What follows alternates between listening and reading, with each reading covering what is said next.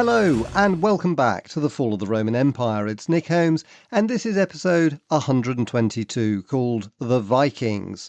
In the last episode we heard about the division of the Frankish Empire into three kingdoms after the death of Charlemagne's son Louis the Pious. These three kingdoms bore a striking resemblance to the territories now occupied by the modern nation-states of France, Germany and Italy. But we mustn't confuse cause and effect. We're certainly a long way from the formation of modern Europe. But nevertheless, something was brewing. In the words of the distinguished medieval historian Geoffrey Barraclough, the 9th and 10th centuries were the crucible of Europe. And crucial to the mixing of those ingredients in the crucible was a people that would transform European history, impact the worlds of both Byzantium and the Abbasid Caliphate, and even discover North America. And that people was, of course, the Vikings. So in this episode, I want to look at the first impact the Vikings had on the world outside Scandinavia, especially on the Carolingians and the establishment of the Viking-Frankish state of Normandy. Most histories of the Vikings begin with the first Viking raid of significance, which was the sack of the great monastery of Lindisfarne on the Northumberland coast of England in 793. But I'd like to start over 200 years before then with an event which, in my opinion, as we discussed in episode 109, caused the end of the ancient world and sparked the rise of Islam, and that was the late antique Little Ice Age.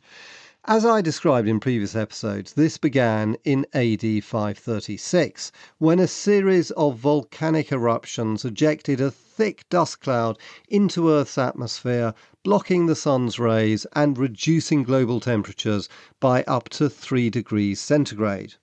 The effect was catastrophic on Justinian's Roman Empire, as well as on Sasanian Persia, causing harvest failures, famine, and probably the first bubonic plague in human history, the Justinianic plague. However, as I've suggested before, less has been said about its impact on the hot climate of Arabia, where our sources are almost entirely silent. Common sense suggests a fall of 3 degrees centigrade in the deserts and oases of Arabia would have been a welcome relief, and the latest scientific research has proposed it promoted agricultural prosperity. Therefore, I think this divergence in climatic experience was at least a contributory factor to the explosive rise of Islam in the 7th century AD. But what about Scandinavia? If the impact of the late antique Little Ice Age was so significant for the world of the Mediterranean and the Middle East, what would it have been like for Scandinavia, already one of the coldest regions on the planet? Again, common sense suggests it would have been extremely impactful, although, as with Arabia, our sources are almost completely silent about it. One historian has suggested this climatic cooling is the missing link in our understanding of the Vikings. After all, the $6 million question with the Vikings has long been, why did they suddenly erupt out of Scandinavia and dominate European history in the 9th century? Frankly, most historians have never been able to explain this, although there's a host of theories. These have included overpopulation, progress in shipbuilding, Frankish military weakness, warlike exuberance, greed for plunder, mercantile acumen, and even sexual frustration, the last being attributed to the alleged practice of polygamy in Norse society, where men could have several wives, although women were limited to one man. The argument is this meant a shortage of female partners, leaving some young men wanting to seek women in foreign lands. There's some truth, I believe, to all of these except for the last one, since I suspect Viking polygamy has been exaggerated and was probably in fact practiced by only a small number of male rulers and warlords, as we know happened in many other societies. Instead, I highlight two main reasons as important background for the Viking diaspora. The first was the catastrophic effect of the late antique Little Ice Age on a society in a region already inhospitably cold. For example, we know that Viking myths foretold the end of the world in the form of a Fimbul winter or mighty winter, meaning a winter without end, just as the extreme cold of the late antique Little Ice Age must have felt like.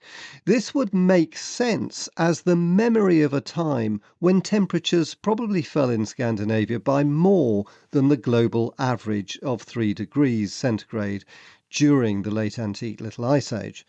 Another example of a cooler climate put forward by some historians is the decline in Norse images of a sun-burning wheel as a divinity during the late antique Little Ice Age. The argument is that when the sun dimmed, it lost its status as worthy of veneration. Common sense suggests the Scandinavian glaciers expanded and made the land much more difficult to farm. Historians think at least half of the Scandinavian population died at this time. The survivors were pushed to the coastline to eke out a living from fishing. Now, I think it's no coincidence that it was about 100 years after the end of the late antique Little Ice Age in around 660 that the Vikings expanded out of Scandinavia. In those 100 years, from the late 7th and into the 8th centuries, Norse society must have bounced back with economic recovery and expanding populations. I can just imagine it was a time when people felt change was in the air and young men felt emboldened to travel in search of new lands and new opportunities. By far the most important manifestation of this was a fundamental change in shipbuilding. Until around 700, Scandinavian boats were simple, consisting of little more than canoes carved out of tree trunks. But after that date, ships became far more sophisticated, and the famous Viking warships were built in large numbers. The hulls of these craft were clinker built, which is a method of boat construction in which the edges of longitudinal, i.e. lengthwise running, hull planks overlap each other. An excellent example is the Osberg longship you can see in the Viking Museum in Oslo. Clinker hulls were the maritime equivalent of the jet engine. They allowed wooden craft to plough through ocean waves without foundering or being battered to pieces. The overlapping planks were not only strong but also flexible, so that like modern skyscrapers which can sway at the top in high winds, they could bend fractionally under the impact of powerful waves. It's important to note the Vikings weren't innovators. The first clinker-built boats have been discovered in Denmark in around AD 300, so still in the late Roman era. But in the 8th century, they took the design and perfected it. Soon the Vikings were building the best ocean-going vessels in the entire world. Sleek and beautiful, these craft were the stealth bombers of the Dark Ages. And without them, the Viking invasions and migrations simply couldn't have taken place. So the next question is a chicken and egg one. Why did they start building these superb boats? Was it simply because they could, or were they trying to exploit an opportunity? I suggest the latter. The Vikings were in origin traders, not raiders, and their boats were built to participate in a thriving new maritime economy in the North Sea. For example, new archaeological discoveries around the North Sea coasts tell us that trading centres were growing rapidly in the 7th century in towns like Dorstad, beside the mouth of the River Rhine, Quentovic in France near modern Boulogne, Hamwyth, that's the old Southampton in southern England, and Londonwick, the Saxon port a little upstream from the Roman London town of Londinium. among many others.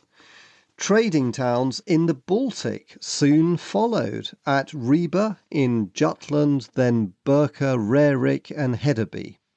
This flourishing trade in Northern Europe fits well with the famous theory put forward by the most influential historian of the Dark Ages, the Belgian Henri Pirenne, in his book Mohammed and Charlemagne, in which he argued that when the rise of Islam divided the hitherto united Mediterranean world between Muslims in the south and Christians in the north, a post-Roman European civilization focused on trade in the northern hemisphere rather than the Mediterranean, as had been the case with the Roman Empire.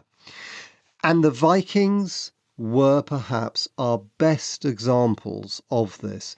As I mentioned, the original Vikings were not raiders, as popular fiction would have them, but merchants. Indeed, the very name Viking is misleading. It became popular in 18th century English culture based on an obscure Saxon description of them as Vikings, which was translated into Latin as sea raiders. This could have been influenced by the Old Norse term Vik or Wick, meaning bay or inlet, perhaps referring to the point from which Viking boats sailed. But to begin with, and even during the violent invasions of the 9th century, they weren't called Vikings by the chroniclers of the time, but simply Danes or Norsemen. Nevertheless, I'm not disputing that the Norsemen became violent raiders, and this was because in the 8th and 9th centuries they spotted another opportunity: the decline of the Carolingian Empire. As discussed in the last episode, in the reign of Louis the Pious, the Frankish army spent most of its time fighting a civil war between the three Frankish kingdoms. And this was exactly the opportunity the Vikings wanted. There's no doubt in my mind that Charlemagne would have been more than capable of defeating the Vikings, just as he did the Saxons. His biographer, Notker the Stammerer, writing 70 years after his death in the 880s, when the full fury of the Norsemen was being vented against the Franks, invented the idea Charlemagne had foreseen the collapse of his empire at their hands when he heard of the first minor Viking raids, and wept bitterly, quote, "Do you know why I weep so bitterly? I have no fear of those worthless rascals, i.e. the Vikings, doing any harm to me, but I'm sad at heart to think that even during my lifetime they've dared to touch this shore, and I'm torn by great sorrow because I foresee what evil things they will do to my descendants and their subjects." End quote. But Notker was writing for the audience of his own age. The truth was that the Vikings could never have done much harm to Charlemagne's powerful empire.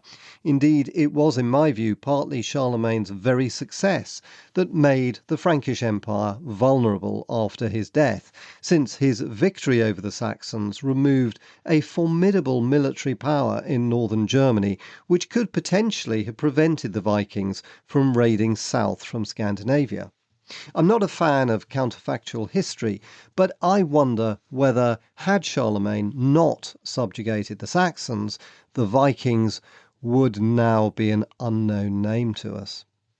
But Charlemagne did subjugate the Saxons, and despite his attempt to build a fleet to oppose the Vikings in the last years of his reign, the rest of the 9th century would be dominated by an increasingly powerful Viking onslaught. And it's to this that we must now turn. The history of the Viking wars in the 9th century against the Franks, Saxons and Irish is long and complicated, and I want to simplify it into three separate phases. The first lasted from 830 to 860. During this time, Viking longships went in pursuit of the easiest targets they could find. This took them all the way to Ireland, where a series of attacks against Irish monasteries began in 836. At the same time, Saxon channel ports were raided, and particular attention was focused on the Frankish trading town of Dorstad in Frisia, the heart of the great North Sea trading network, as I've previously mentioned, and no doubt a place where many of the Viking sea raiders had been merchants. As I mentioned, the Vikings were taking advantage of Frankish weakness. Charlemagne's grandson, Charles the Bald, conspicuously failed to stem the raids. The Frankish town of Nantes was sacked in 843, and in 845 a Viking warlord Ragnar besieged Paris, which was only saved when Charles bought him off with £6,000 of silver. Charles even hired individual Viking warbands as mercenaries, a bit like the Romans had used the Goths as mercenaries in the 4th century. In 860 he hired a Viking leader named Welland to fight other Vikings in the Seine region. But this achieved little. Instead, what helped the Franks were the Saxons. Indeed, Ragnar, who'd besieged Paris, was captured by the Saxon king of Northumbria, who famously threw him into a snake pit to die. True to Viking fortitude, the saga of Ragnar, written long after the event in the 13th century, says he died heroically, exclaiming as he was bitten to death, quote, "Death brings no sorrow, the Valkyries summon me home. I laugh as I die." But although they suffered the occasional reverse, the Vikings were doing most of the laughing as they fought both Franks and Saxons. In what I shall call the second phase of Viking invasion from 860 to 890, the fighting became a total war. The Vikings formed what the Anglo-Saxon Chronicle called the Great Army, which was a coalition of Viking warbands since the Vikings were still politically fragmented. This army fought all year round and wintered on either Frankish or Saxon soil. The Vikings' focus turned to conquest rather than raiding, and in the 870s they decided to conquer and occupy Saxon England. At first, the Saxon kingdoms fell one by one. They took York, East Anglia, and Mercia. But cometh the hour, cometh the man, and Alfred, the King of Wessex, rallied the West Saxons to a great victory at the Battle of Edington in 878. This was a turning point. It was the first significant Viking defeat, and Saxon England rose to become their deadliest enemy.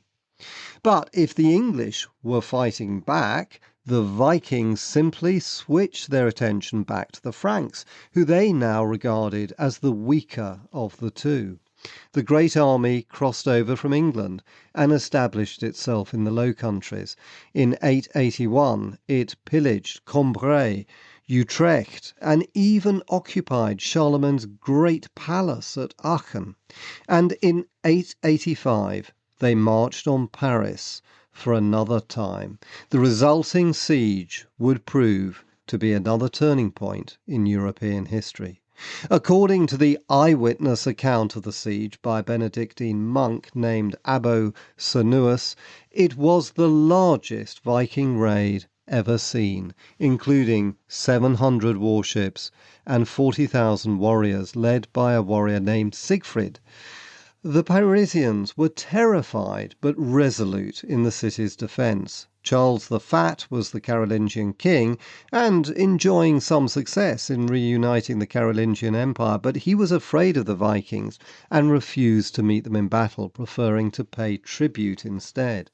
He was in Italy at the time the Vikings advanced on Paris, and when Siegfried demanded tribute, he refused to pay and abandoned the town to its fate. It looked as if Paris would fall. But just like with King Alfred and the Saxons, cometh the hour, cometh the man, and a young nobleman called Odo, the Count of Paris, organised the city's defence. At this time, Paris was sited on the island in the Seine called the Ile de la Cité, and surrounded by huge Roman walls. It was connected to the mainland by two bridges protected by towers standing on the far banks. The Vikings launched furious assaults against these towers, as described by the monk Abbo. Quote, "In the morning the Northmen, boarding their ships, approached the tower and attacked it. They shook it with their engines and stormed it with arrows. The city resounded with clamour, the people were aroused, the bridges trembled. All came together to defend the tower. There Odo, his brother Robert, and Count Ragnar distinguished themselves for bravery. Likewise the courageous abbot Ebolus, the nephew of the bishop. A keen arrow wounded the prelate, while at his side the young warrior Frederick was struck by a sword. Frederick died, but the old man, thanks to God, survived.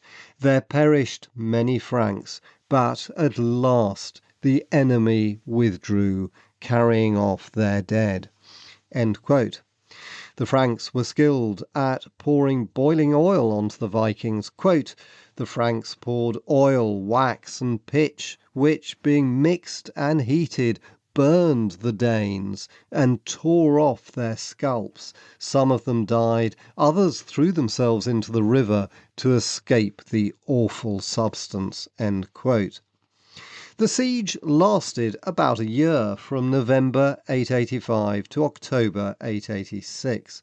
The Vikings tried every tactic, for example, sending burning longships against the bridges, filling up the moats in front of the towers with trees, dead animals, and the bodies of Frankish prisoners. But all to no avail. Viking casualties were enormous, and still the Franks held out. When a winter flood swept away one of the bridges, leaving the tower on the opposite bank stranded, the Frankish garrison refused to surrender and fought to the death.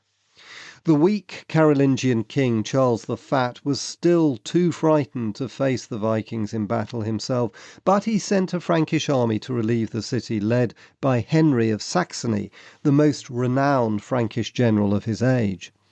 The Vikings beat it off. Yet still they couldn't defeat Odo and capture Paris. Morale in the Viking army fell. Although Siegfried was its nominal leader, it was in reality a coalition of independent Viking warbands. This is well illustrated in a later medieval account, which relates that when a Frankish embassy first met the Vikings outside Paris and asked to see their king, the Viking warriors proudly replied, "We have no king, for we are all equal." The result was Viking warbands drifted away. Then Siegfried himself left, and the remains of the Viking army was bought off by Charles the Fat for only £60 of silver, a far cry from the £6,000 of silver paid as tribute in the siege of Paris in 845. It was a resounding victory for the Franks. The repercussions were enormous. The heroic Count Odo, who had led the Frankish defence, was proclaimed King of the Western Franks, and Charles the Fat was deposed. But despite his victory at Paris, Odo failed to push the Vikings out of France, and he had to fight a civil war against his Carolingian rival Charles the Simple. After Odo's death in 898, the Western Frankish kingdom again fell into disarray. So the Vikings stayed in northern France. Indeed, they consolidated their hold over this area, so much so that a Viking warlord named Rollo ruled a large area to the north of Paris. He'd fought at the siege of Paris and had led many Viking raids before then. By the 910s, he was in his 50s and he wanted a quieter life. He wanted to settle permanently in northern France. In 911, a momentous event happened. At the Treaty of Saint-Clair-sur-Epte, Rollo agreed with Charles the Simple to be recognised as Duke of Normandy and ruler of the Terra Normanorum, or land of the Northmen, in exchange for his conversion to Christianity and a pledge of allegiance. He married a young Frankish woman and adopted his baptismal name of Robert. He told his many followers to do the same, to convert to Christianity, marry local women, and settle down. They needed little persuasion. At long last, the Vikings had been tamed. Within a generation, a new people had been born.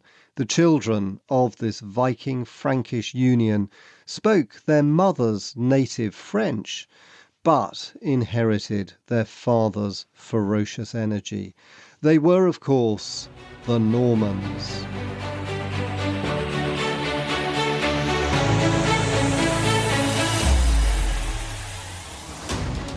And that ends this episode. Thanks so much for listening, and I hope you enjoyed it. We'll continue with the story of the Vikings and the end of the Carolingian Empire on the 8th of November. And if you like the podcast, why not leave a review, tell a friend, or best of all, sign up to my newsletter where you can get a free ebook. Just visit my website, nickholmesauthor.com, link in the show notes. Thanks for listening, and see you next time.